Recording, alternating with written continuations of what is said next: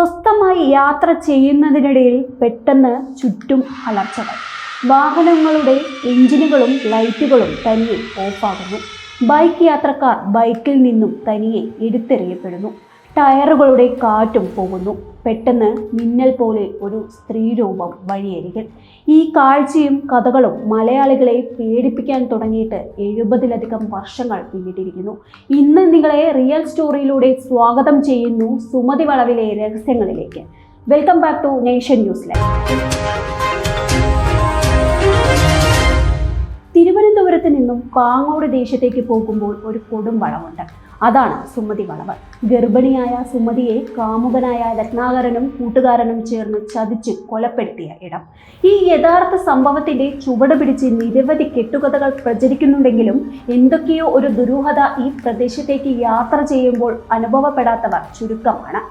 സാഹസികത ഇഷ്ടമുള്ളവർക്ക് ബക്കറ്റ് ലിസ്റ്റിൽ ചേർക്കാവുന്ന ഒരിടം. എങ്കിലും ഈ റോഡിലേക്ക് കാഴ്ചകൾ തേടി പോകുമ്പോൾ അതിനേക്കാൾ ഭീകരമായ ഒരു കഥയാണ് കൊല ചെയ്യപ്പെട്ട സുമതി ബാക്കിയാക്കിയത് എന്ന സത്യം അറിയണം. തിരുവനന്തപുരം പാലോടിനടുത്ത് മൈലംകൂടെന്ന മലയോര ഗ്രാമത്തിലേക്ക് പോകുമ്പോഴാണ് പ്രസിദ്ധമായ സുമതി വളവ്.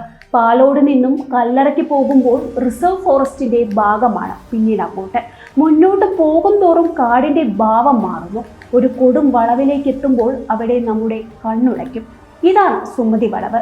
വളവിലെ കഥയിലുള്ള സുമതി എന്ന സുന്ദരി അത്ര സാമ്പത്തികമായി മെച്ചമല്ലാത്ത കുടുംബത്തിലായിരുന്നു. അതുകൊണ്ട് അവൾ താണു മുതലാളിയുടെ വീട്ടിലെ വേലക്കാരിയായിരുന്നു. ചെറുപ്പക്കാരിയായ സുമതി ജോലിക്കിടയിലും പഠിക്കാൻ സമയം കണ്ടെത്തി. ഇതിനിടയിൽ താണു മുതലാളിയുടെ മകനായ രത്നാകരനുമായി സുമതി പ്രണയത്തിലായി. ഈ പ്രണയം സുമതിയുടെ ജീവിതത്തെ വലിയൊരു ദുരന്തത്തിലേക്കാണ് കൊണ്ടുചെന്നെത്തിച്ചത്. ആ അടുപ്പം വളർന്നു. വിവാഹം ചെയ്യാമെന്ന രത്നാകരന്റെ ഉറപ്പിന്റെ പേരിൽ സുമതി ഗർഭിണിയായി. എന്നാൽ ഗർഭിണിയാണെന്നറിഞ്ഞതോടെ രത്നാകരന്റെ ഭാവം മാറി. വിവാഹം കഴിക്കണമെന്ന സുമതിയുടെ നിർബന്ധം കൂടിയായപ്പോൾ ചതിക്കാനുള്ള ഒരുക്കത്തിലായി അയാൾ.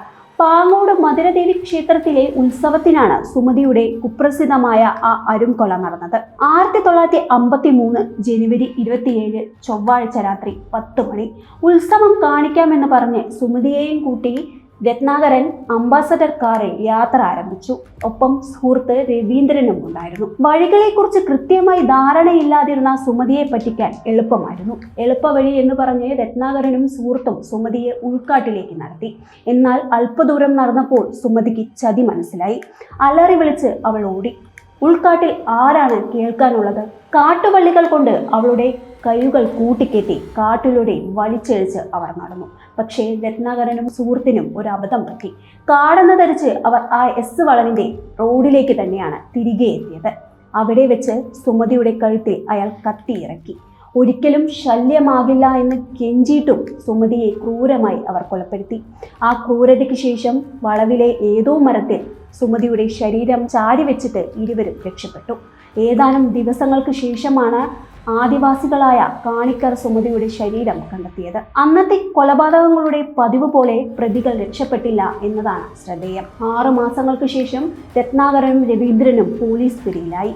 15 വർഷങ്ങൾക്ക് ശേഷം ഇരുവരും ജയിൽ മോചിതരാവുകയും ചെയ്തു. വലിയ കാലതാമസമില്ലാതെ മരിക്കുകയും ചെയ്തു. കഥയിലെ നായകിയും വില്ലന്മാരും ഓർമ്മകളിലേക്ക് മറഞ്ഞെങ്കിലും കഥകൾക്കും കാഴ്ചകൾക്കും ഇന്നും കുറവില്ല.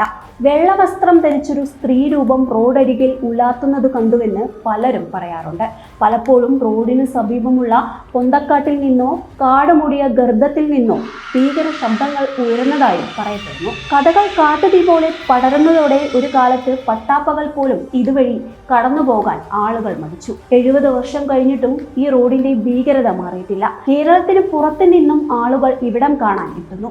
അസാധാരണമായ സംഭവങ്ങൾ അനുഭവിച്ചതായി അവകാശപ്പെടുന്നു. അതുപോലെ തന്നെ അല്പം കൂടി വിരുതുള്ള ചില നാട്ടുകാർ സാരി ഉടുത്ത് ആളുകളെ ഈ വളവിൽ ഭയപ്പെടുത്തിയ അനുഭവങ്ങളുമുണ്ട്. അങ്ങനെയുള്ള ആൾപ്രേതങ്ങൾ പോലീസ് കസ്റ്റഡിയിലാവുകയും ചെയ്തിട്ടുണ്ട്.